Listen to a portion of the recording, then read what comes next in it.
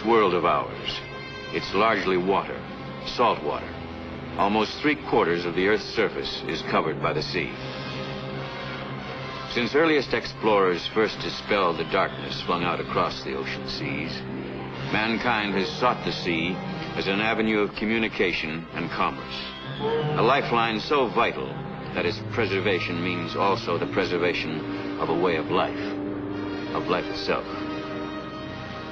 Throughout this nation's history, and into this very minute, recurring challenge across this planet's seas, threats to their freedom and to ours, have been met by this one ringing response: sea power.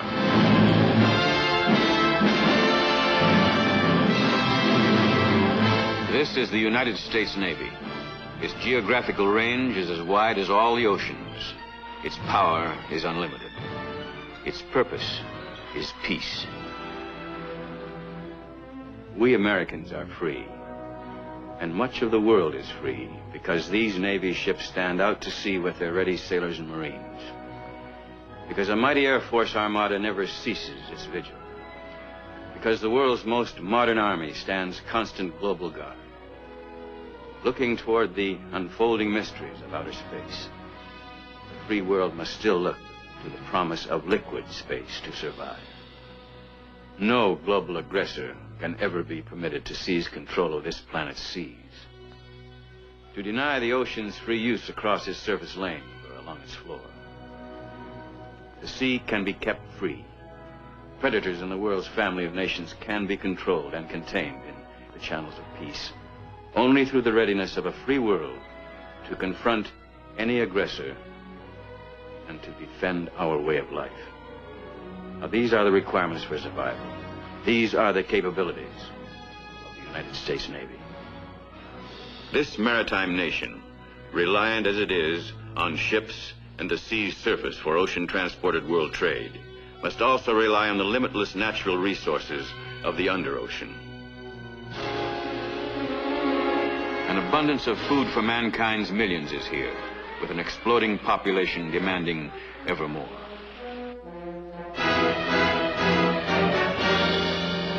Vast stores of oil are being tapped beneath the ocean floor, with wells and pumping stations set far out to sea. And many miles from shore, sulfur is pumped from underseas deposits. And today, the sea yields up its greatest treasure, fresh water for the land. Exploring the uncharted wilderness of the underseas, noted scientist Jacques Piccard and Lieutenant Don Walsh, U.S. Navy, in the bathyscaphe Trieste, descended to the forbidding deeps of the Mariana Trench, 35,800 feet beneath the Pacific. And this, the amazing flip ship, tilting vertically down into the sea to solve underseas mysteries through the science of oceanography.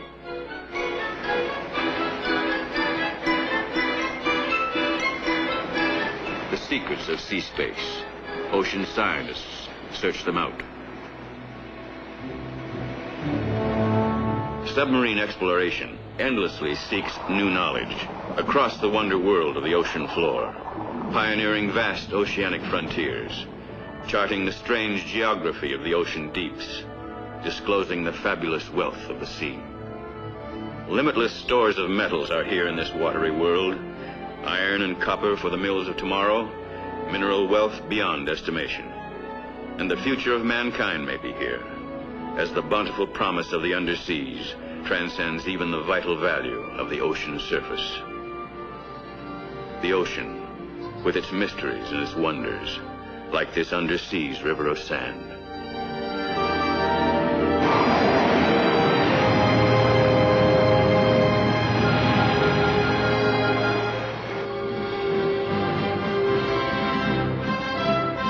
This, then, is the mission of the United States Navy, to safeguard the inherent right of the free world to utilize the surface of the seas and their depths, to safeguard today and tomorrow.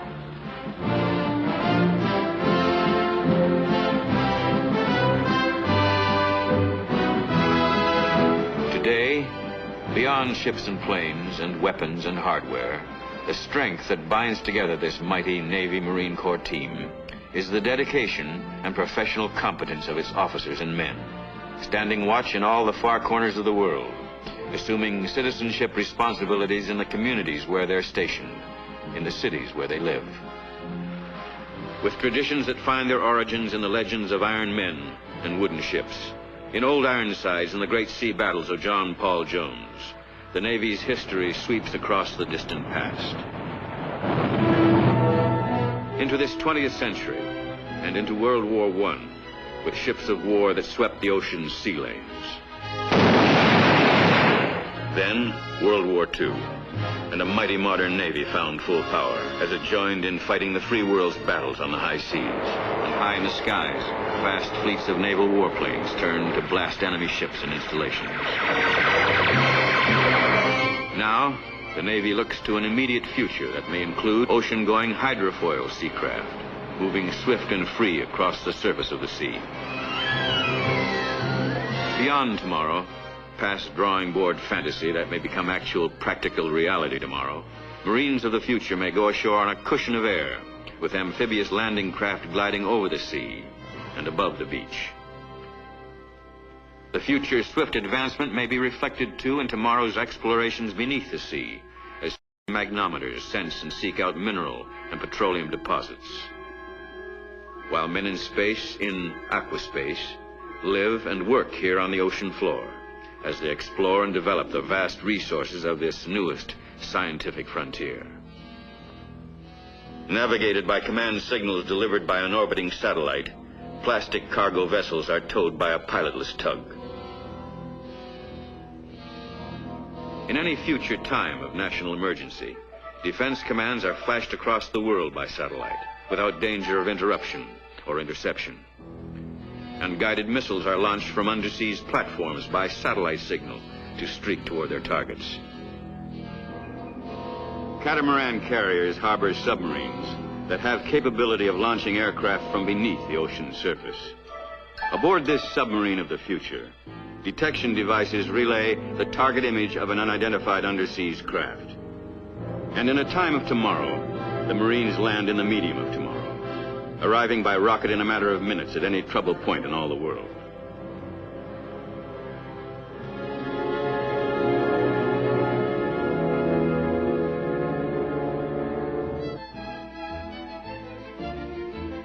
Today, in assurance to our friends, the Navy shows our flag in foreign ports, as around the world bluejackets and Marines serve as ambassadors of goodwill. The Navy's ships also stand ready to answer humanitarian calls of distress, to speed to any disaster scene in relief and rescue. Wherever a calamity strikes, the Navy is there. Today, the Navy meets tomorrow's challenge. The power of Vesuvius and Niagara combined. It's here in this great all-purpose nuclear-powered attack carrier, with its arsenal of conventional and atomic weapons. This is the Enterprise, a mighty citadel at sea, a self-sufficient city on the high seas. 100 sea-based bombers and fighters can be accommodated on this mobile airfield's 4.5 acres of flight deck, with catapults capable of launching 4 planes a minute, as the Navy's high-performance aircraft range across the skies, ready to sweep the skies, providing a sky-tall aerial wall of power before any enemy. And now, returning warplanes are swiftly recovered aboard this powerful and flexible naval fortress.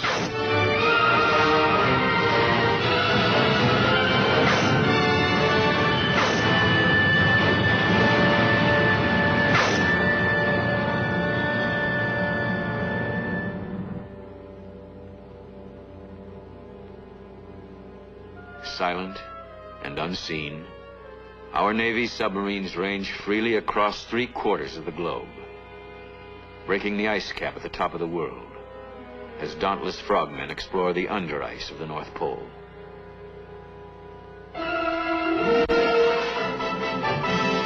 With one submarine packing greater firepower than all the explosives that shook the Earth during World War II, these long-range nuclear-powered submarines go armed with the awesome persuasion for peace called Polaris.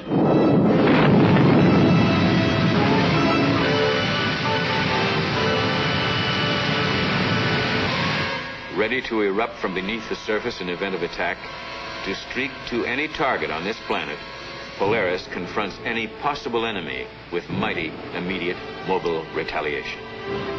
While coordinated ocean-ranging air-sea teams seek out and neutralize enemy submarines through the effectiveness of carrier-based aircraft and helicopters, shore-based patrol planes, destroyers, and hunter-killer submarines. Missile cruisers, with their deadly Talos, Tartar, and carrier missiles, reach far out across the sea or in across the shore. Armed with conventional and nuclear depth charges, homing torpedoes and rockets, the modern destroyer packs a mighty missile and gunfire punch of its own for shore bombardment, for defense against enemy air, for surface or underseas attack. Supply ships provide the support that makes this global fleet independent of foreign bases, treaties, or agreements, as wide-ranging naval aircraft are refueled air-to-air, widening their range away from their carrier bases. Always embarked, United States Marines of the Fleet Marine Force stand ready to go ashore, across the beach, or across the sky. As these ships of the U.S. Navy stand out to sea for freedom, an ever-present reminder to the free world's enemies of the suicidal folly of initiating a general global war or even local aggression. You know, with all the advantages afforded by geography, without boundaries of any kind to cross, the Navy's ships are in constant motion with no fixed zero-in address. Seapower can be concentrated or dispersed over vast ocean areas, brought to bear on instant notice in any part of the world. The Navy's seaborne striking forces provide a peace-preserving show of force, landing Marines to prevent trouble or to handle it, answering any global threat to free world security. Only the aggressive attacks of a predator nation might activate the Navy's devastating brand of lightning. But if our security demanded it, if world freedom required it, if the president called for it, this is how this lightning might strike. Ships of war turn towards the target.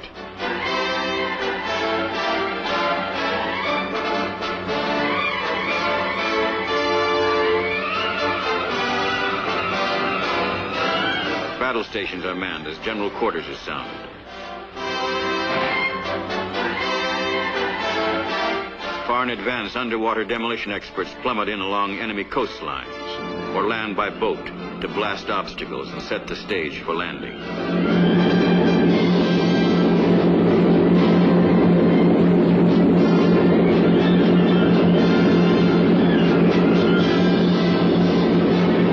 Photoplanes are launched for aerial reconnaissance, a photographic look at the land.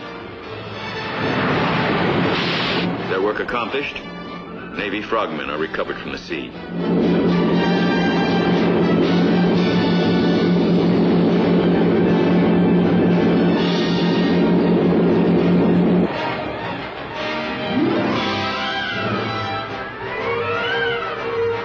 Carrier aircraft are launched far at sea, with their mission to strike enemy targets deep inland, to disrupt ground communications, to disperse enemy concentrations.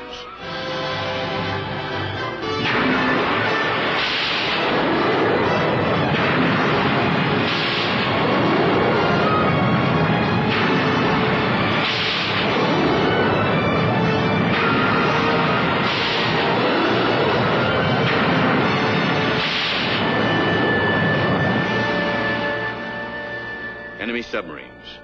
The fleet's anti-submarine warfare units respond. Destroyers close in with their modern arsenal of anti-submarine weapons, searching out an unseen enemy, neutralizing this silent threat.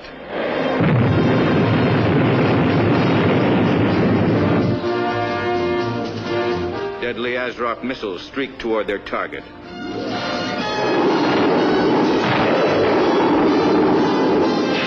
Mark 44 torpedoes find their mark. And now, Subrock brings submarine against submarine. with missiles fired underwater to surface and seek out enemy submarines.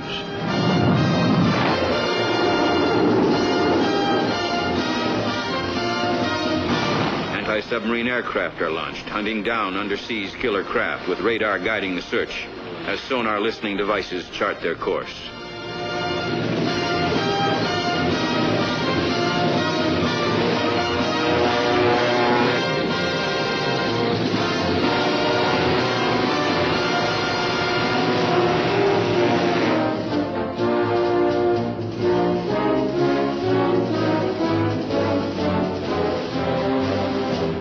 Missiles sing on their way, blasting enemy aircraft from the skies.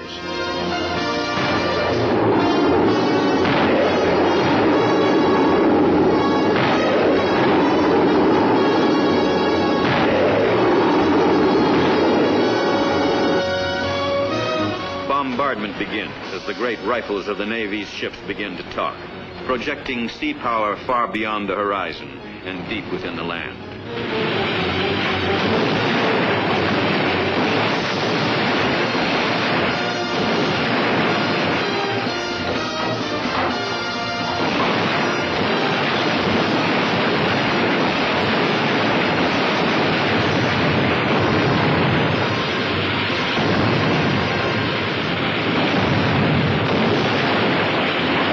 Navy warplanes sweep the sky in concert with Air Force planes if directed by unified command, lashing the land with awesome power to cancel out enemy capabilities.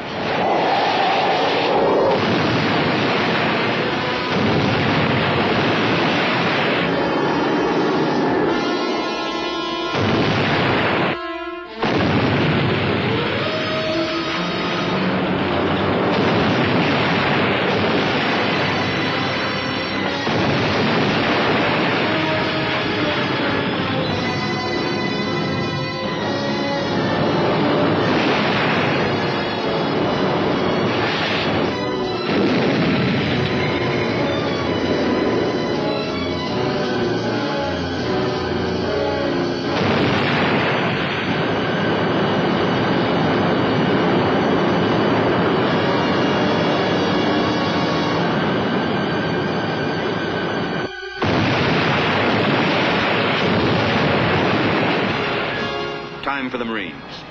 Time to take the ground and hold it.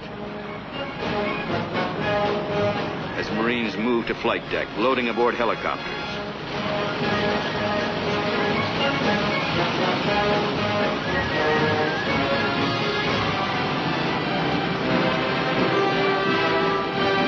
Helicopter assault waves transport Marines over and above battle lines and beaches, landing in vertical assault deep behind enemy objectives.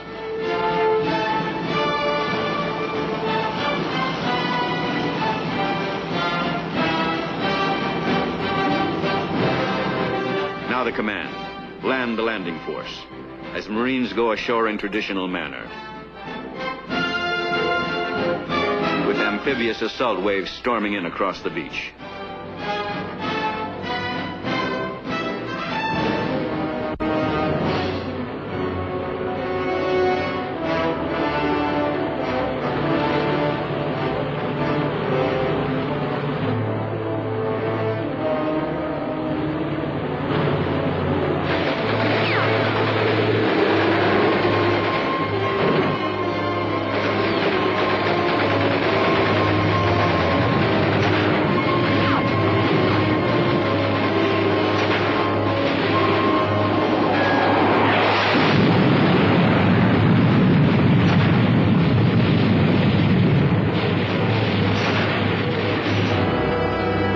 This naval lightning, it's held in check to be utilized only in final, decisive global response to crisis, wherever or whenever crisis might require it. Crisis, as close as the Caribbean,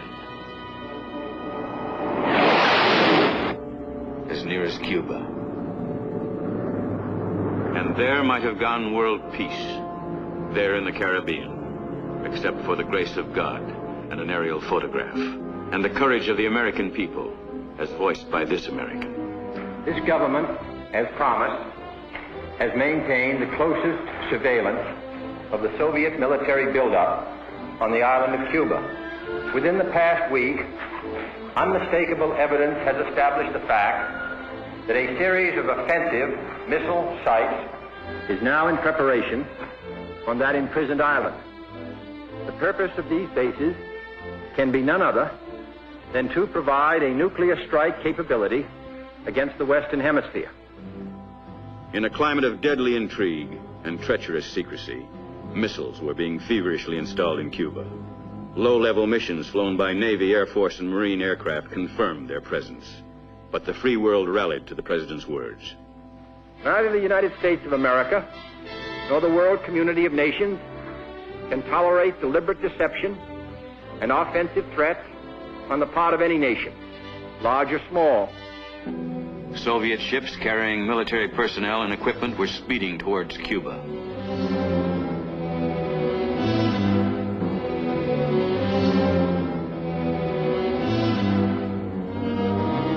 Navy photographic planes continued their surveillance of sea lanes and secret missile sites on the island of Cuba. And IL-28 1,000-mile nuclear bombers were there, as the communist conspiracy raced detection to get the drop on the free people of the Western Hemisphere.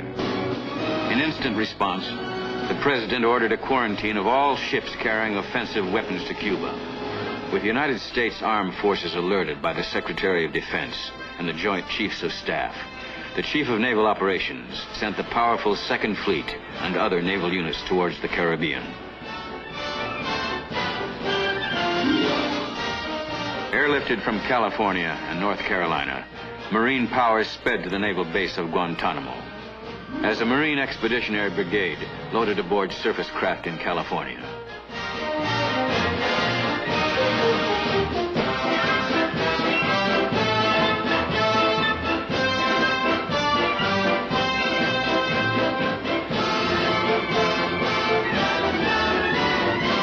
Through the Panama Canal, battle-ready Marines and the weapons of defense moving toward the Caribbean, towards Guantanamo.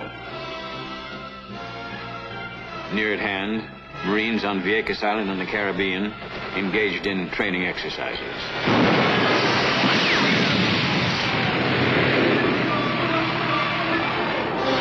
As an inter-American combined fleet brought warships from Argentina, Venezuela, and the Dominican Republic, the Organization of American States joined in the requirement that offensive weapons must be withdrawn from Cuba. Stop the influx of nuclear weapons. And the Navy did that, establishing a sea-wide quarantine. As the first suspected ship was stopped and boarded, Air Force planes and power from all commands stood ready on full-scale combat alert.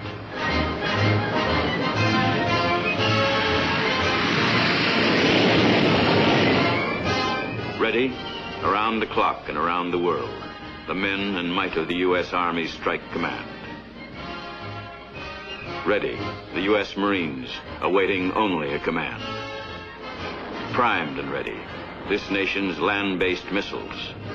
And Polaris submarines required only a word from the Commander-in-Chief. Ready, across the sea, over it and under it, the ships and submarines, the wide-ranging carrier-based aircraft of the U.S. Navy. And the world watched and waited. Would the communists persist their offensive threat to the Western Hemisphere? Would they plunge the world into war? The answer? They wouldn't. The resolution of the president to directly confront the threat of international blackmail, to firmly meet it with ready United States power, was answered by communist agreement to withdraw offensive weapons from the island of Cuba. Air reconnaissance confirmed the dismantling of installations, the withdrawal of missiles and planes from Cuban soil. This classic display of sea power had accomplished its purpose. The quarantine was lifted. The U.S. Navy, as a part of our defense team, had met and matched the demands of crisis, turning now from the threat of communist aggression to continuing worldwide responsibilities. But ready. In time of peace, ready to keep the peace. Standing alert guard against global threat.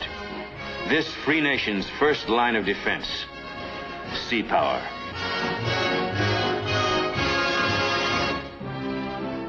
We are not lulled by the momentary calm of the sea for the somewhat clearer skies above. We know the turbulence that lies below and the storms that are beyond the horizon this year.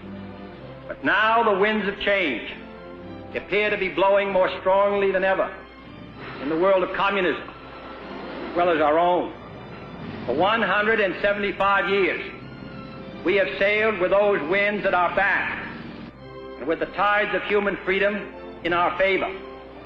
We steer our ship with hope, as Thomas Jefferson said, leaving fear astern.